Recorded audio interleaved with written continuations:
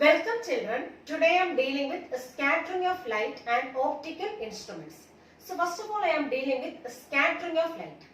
So all of us know what is a reflection.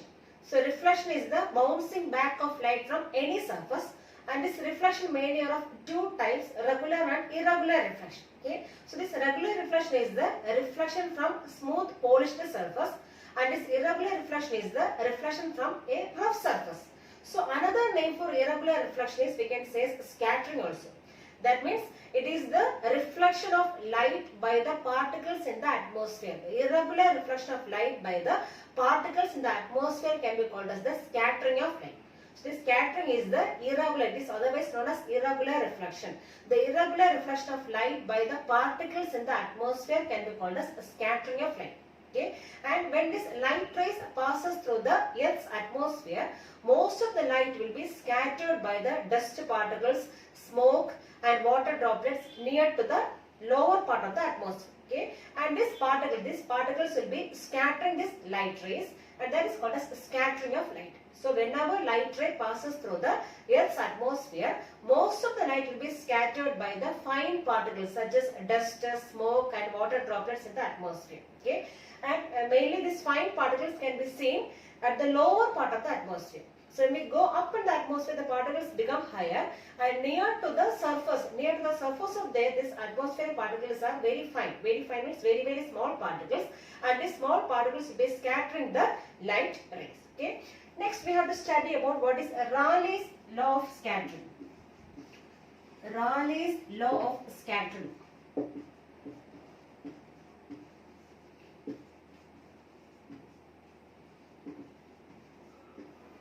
So I told you most of the particles in the lower part of the atmosphere will be scattering the light rays, and mainly at the lower part of the atmosphere we have fine particles. Okay, and this amount of scattering, the amount of scattering is inversely proportional to the fourth power of wavelength of light, and this is called as Raleigh's law of scattering. So this according to Raleigh's law of scattering, so it says that the amount of scattering will be inversely proportional to the fourth power of wavelength of light, and that is called as Raleigh's law of scattering. That means from this we can identify that whenever wavelength is more, what about the scattering of light? It may be less. Okay, so when the wavelength is more, scattering will be less. So this more wavelength light rays, more wavelength, or we can say higher wavelength light rays, will be scattered less, because I told you according to Raleigh's law of scattering, this amount of scattering is inversely proportional to fourth power of wavelength. So whenever wavelength is more, scattering will be less. So this higher wavelength light rays will be scattered less. For example, we can say red light. Since red is having higher wavelength, having this higher wavelength, and it will scatter less. So this red light will scatter less. And similarly, less wavelength light rays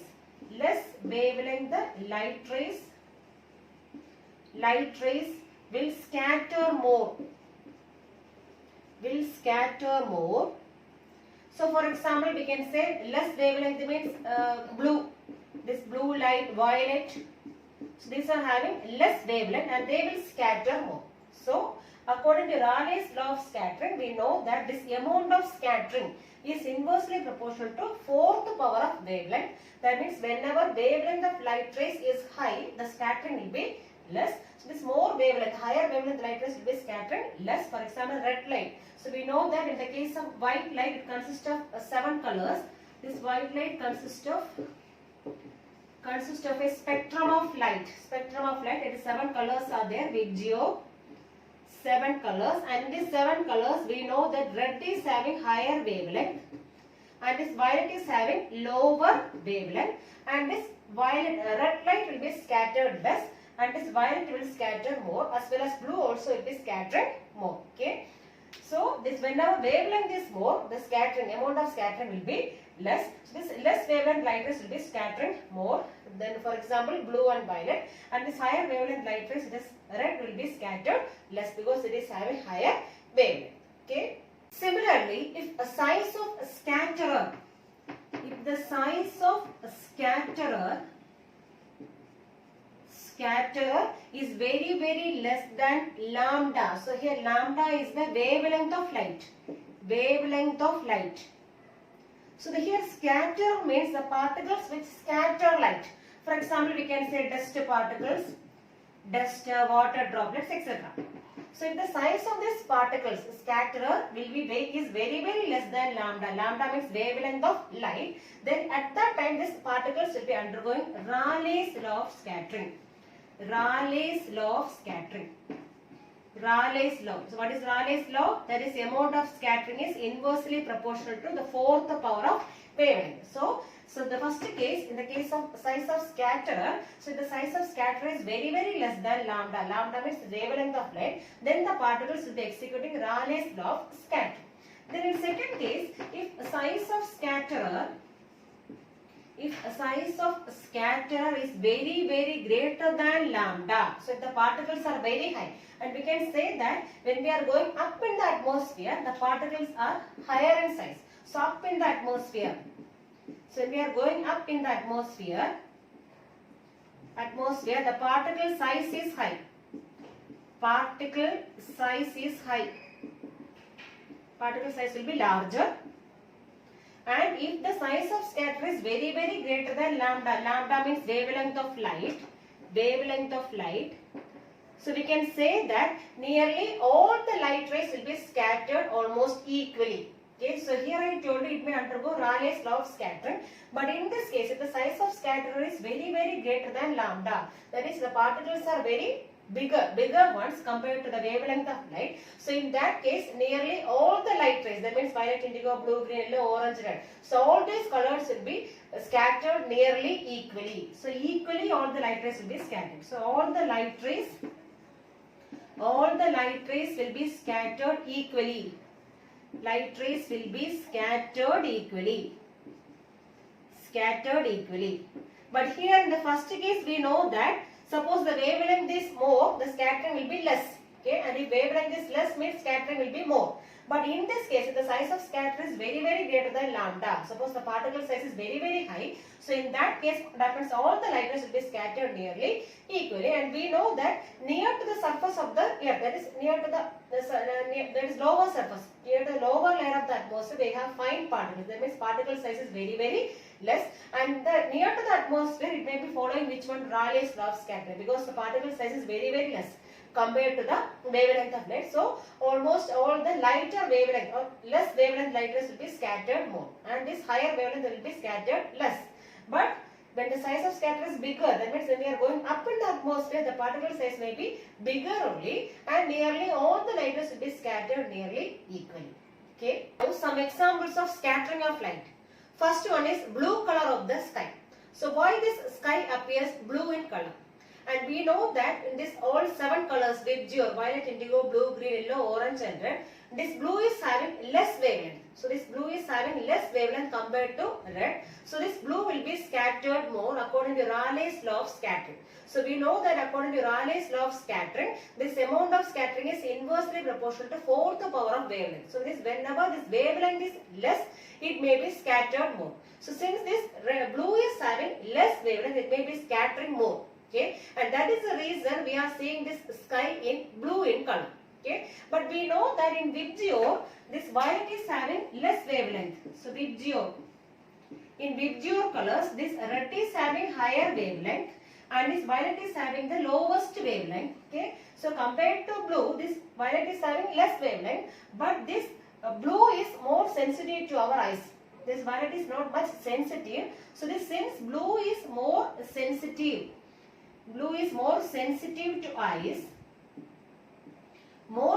to eyes. We are seeing the sky in which color? Blue in color. Okay. So both this violet as well as blue is having less wavelength. But this violet means it is not much sensitive to our eyes. and this blue is more sensitive, and that is the reason we are seeing the sky in blue in color. So we know that blue is having less wavelength, so it may be scattered more. And this we know, also we know that near to the Earth's atmosphere we have fine particles. Its particle size is very less, and this less size the particles will be scattering the blue color more. Okay, because it is having less wavelength, and that is the reason we are seeing the sky in which color? Blue in color. Okay, so violet is also having less wavelength, but it is not much sensitive to our eyes. So since this blue is more sensitive to our eyes, we are seeing the sky in which color? Blue in color. Okay. Then second example is reddish appearance of sun at sunrise and sunset. So we know that during sunrise as well as during sunset, we can see the sun in which color? Red in color. Okay. So what is the reason? So we know that during sunrise and sunset, the sun is at the horizon. That means long distance. So mainly at this sunrise as well as during sunset, the sun is at the horizon. So this light rays have to travel a long distance. So light rays has to travel a long distance. Travel long distance to reach our eyes. Long distance to reach our eyes. So we are on the surface of the earth. Okay, we are standing on the earth's surface, and this sunlight is coming from the horizon. Okay, that means at long distance. Okay, so this light rays have to travel a long distance during sunrise and sunset. So when these light rays are traveling a long distance, most of the lesser wavelength light rays will be scattered off in between. So during its path itself, all the lesser wavelength light rays will be scattered off, and only the higher wavelength light rays will be reaching to our eyes. And we know that this visual color, this red is having higher wavelength. So only we can see which color? Red color, because this red is having higher wavelength. And all the smaller wavelength light rays will be scattered off. So all smaller wavelength light rays will be scattered off. Light rays will be scattered off in between. Scattered off in its path itself, and since red is having higher wavelength, it can travel this much distance without much energy loss, and that is why we are seeing the sun in which color? Red in color. But all the 7 light rays are coming from the sun. But we are seeing the sun only in which color? Red in color, because this red is having higher wavelength. So it can travel a long distance without much loss in energy, and that is why we are seeing the sun in which color? Red in color. Okay, so both are examples of scattering of light. So here in the case of sky, the sky is actually near to the earth only. So that means here only fine particles are there. So near to the earth's surface, there are fine particles, and these fine particles will be scattering which color more? Blue color more. And that is the reason we are seeing the sky in which color? Blue in color. So while it is also having less wavelength, but it is not much sensitive to our eyes. And in this case, during sunrise and sunset, the sun is at the horizon, and its light rays have to travel a long distance to reach our eyes. So when these light rays are traveling a long distance, what happens? This lesser wavelength light rays will be scattered off in between. During its path itself, it may be scattered, and only the red color, which is having higher wavelength, will reach our eyes. And that is the reason we are seeing sun in which color? Red in color during sunrise as well as during sunset. Next, we are going to study about optical instruments. Okay, so we know that our eye is the natural optical instrument. So we have only one natural optical instrument, that is our eye. This eye is considered as the natural optical instrument, and we can develop so many artificial optical instruments. For example, microscope, telescope, and all. Okay, and these are developed using different phenomena such as reflection. So using the properties such as reflection and refraction of light, using mirrors, then lenses and prisms, we can develop so many optical instruments. So using the different phenomena of light such as reflection and refraction, through which one mirrors, lenses and prisms, we can develop so many optical instruments. And first one we are going to study is simple microscope. The simple microscope is an optical instrument used to magnify a particular image. If you want to see a particular object in magnified size, we can use which one? Simple microscope. So the simple microscope is a simple optical instrument used to magnify smaller, minute objects. Okay, so we can see the magnified image of the minute objects. Okay, and a simple microscope is just a converging lens. So what is another name for converging lens? Convex lens. So it is just a converging lens having smaller focal length. Okay, so the simple microscope is nothing but it is a converging lens or convex lens having a smaller focal length. And if you are placing an object at a distance less than the focal length of the lens, okay, so if you are keeping the object at a distance less than the focal length of the lens, so we will be getting a virtual, erect and magnified image. Virtual, erect and magnified image. Magnified image. So this already we studied. So whenever we are placing the object between focus and optic center, here C is the optic center. So if you are placing the object between focus and optic center. So if you are placing the object between focus and optic center, we will be getting a virtual, erect and magnified image on the same side. Okay. And similarly, suppose you are keeping the object at infinity. So second one, not at infinity, at focus. Suppose you are keeping the object at focus. So object is placed at focus. So where will be getting the image? Will be getting the image at infinity. Image at infinity and enlarged image. So if you are placing the object at a distance less than the focal length, so you will be getting a virtual, erect and magnified image on the same side of the object. And if you place the object at focus, so at focus if you are placing the object, so you will be getting the image at infinity. You will be getting, what is the size of the image? It may be enlarged image. So you will be getting an enlarged image at infinity. Okay. And now we know what is magnification. So here this is simple microscope. I told you, this is a simple microscope only. And how will you find magnification here? Magnification of the image, linear magnification. First of all, I am saying about linear magnification. So what is the linear magnification? Magnification, I am taking a small m. So what is the formula? It is the ratio of height of image to height of object. So here what is height of image? A dash B dash. A dash B dash divided by AB. So this is the linear magnification. Okay. So here we are using a simple microscope and we are keeping the object between focus and optic center so that we are getting a highly enlarged image here. So how will you find linear magnification? M equals A dash B dash, height of image by height of object. Suppose if you want to find the angular magnification, how will you find? So how will you find angular magnification? So angular magnification, what is another name for angular magnification? Magnifying power. Angular magnification, or we can say magnifying power. Magnifying power. Magnifying power. Okay. So here, so this AB is the object. Okay. Suppose without the lens. So without the lens, I am taking this object here. And this is our eye. So we are viewing this object. Okay, so whenever we are viewing this object suppose it makes an angle alpha with our eye. Okay, this is so this alpha can be considered as the angle made by the object.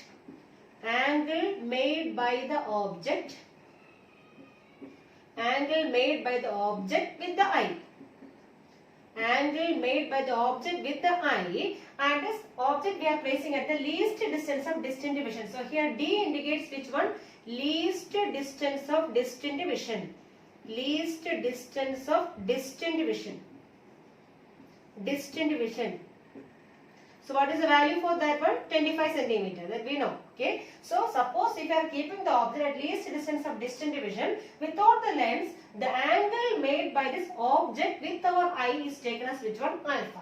Okay. And similarly here, see we are getting a magnified image here. So this A dash B dash is a magnified image, and this magnified image forms an angle beta with the lens. Okay, beta with the lens. So here beta means it is the angle made by the image. Angle made by the image with our eye. Angle made by the image with our eye. So our eye is here only. So here only our eye is settled. So this is the angle. Beta is the angle made by the image with our eye. Image with our eye. So it is formed at which distance? This image is formed at which distance we are given here? Least distance of distant vision. So when it is at which place? So when it is at least distance of distant vision. Least distance of distant vision. Distant vision.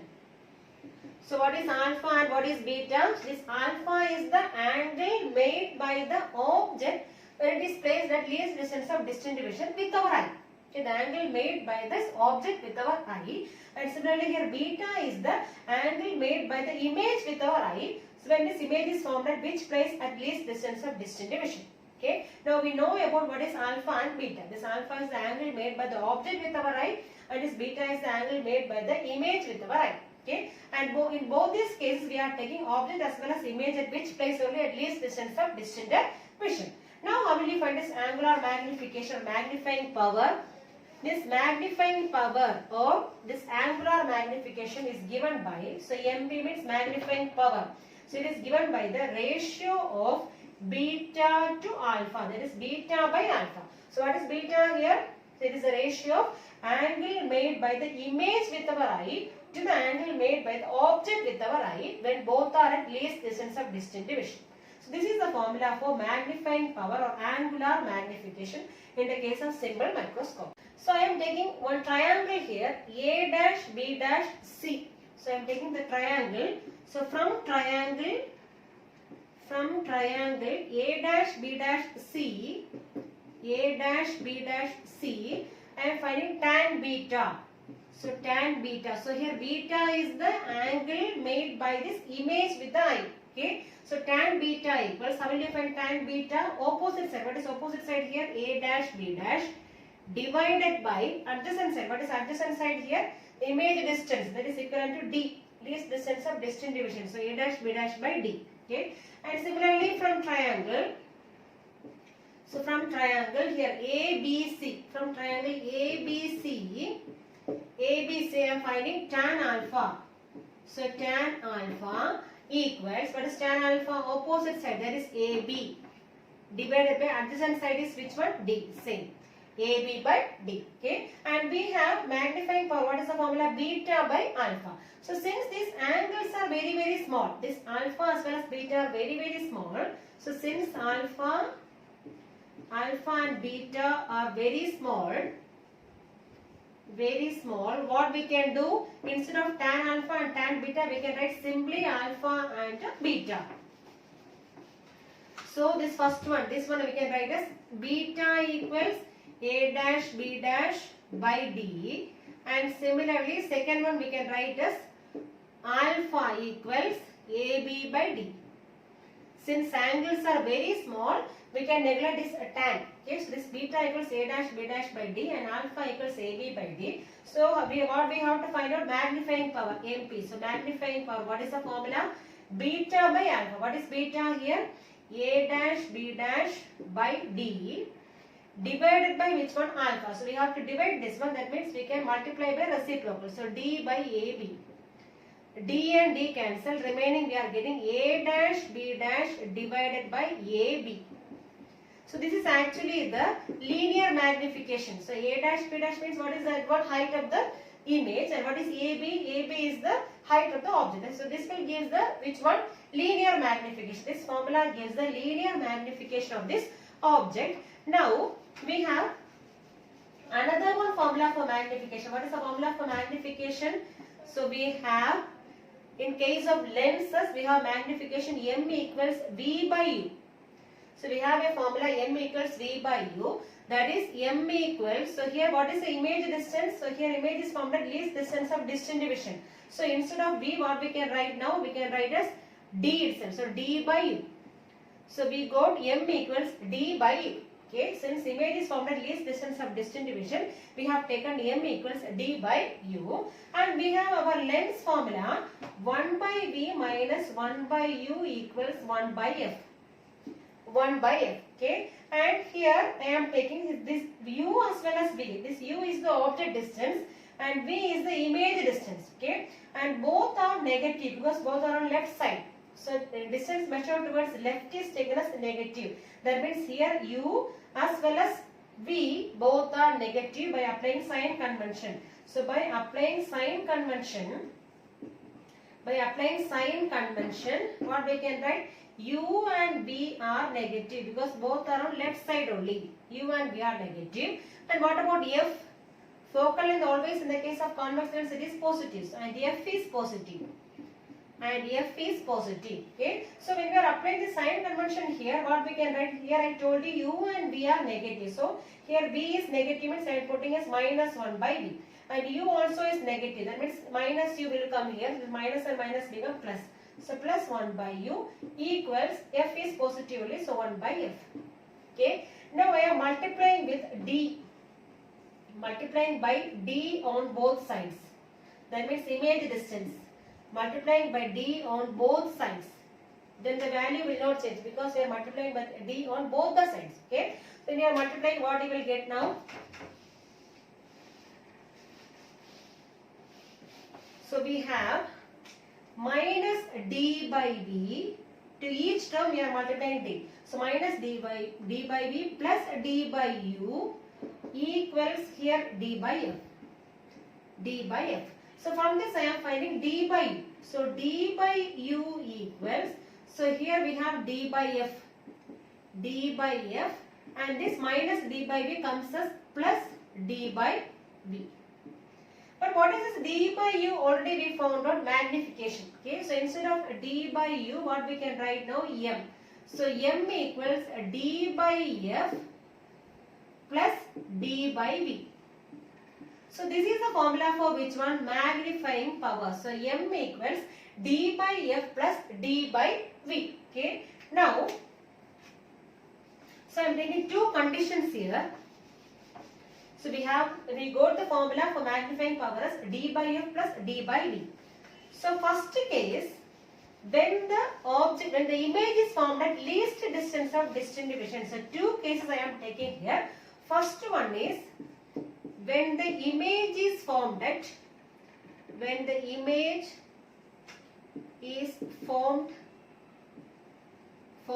least distance of distant division. Least distance of distant division.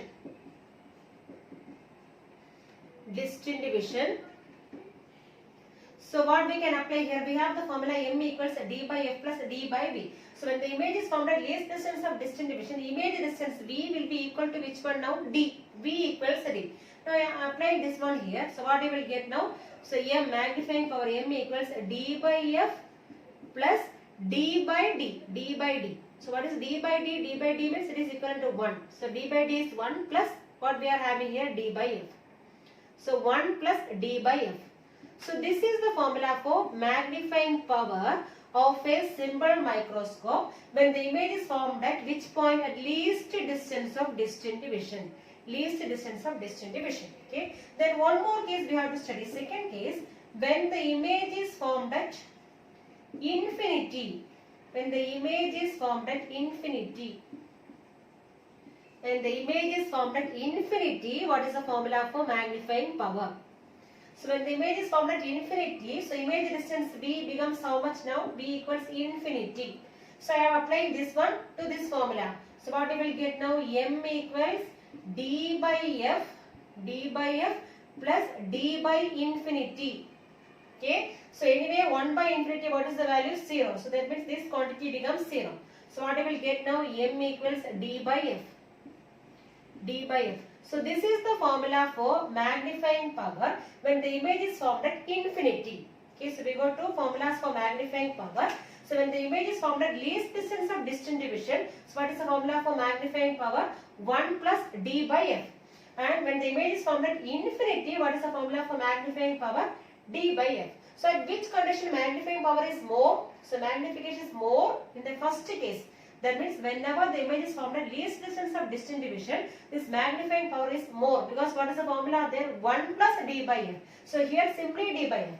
So here 1 we are adding. That means magnifying power is more in which one? This condition. So the magnifying power is more here. Magnifying power is more when the image is formed at least distance of distant division, and this magnifying power range. So magnifying power range will be from where to where? Will be from d by f to 1 plus d by f. So this is the range for which one? Magnifying power of simple microscope. So in the case of simple microscope, the magnifying power range will be from d by f to 1 plus d by f. So d by f in which condition? When the image is formed at infinity, and 1 plus d by f is the magnification when the image is at a least distance of distant vision.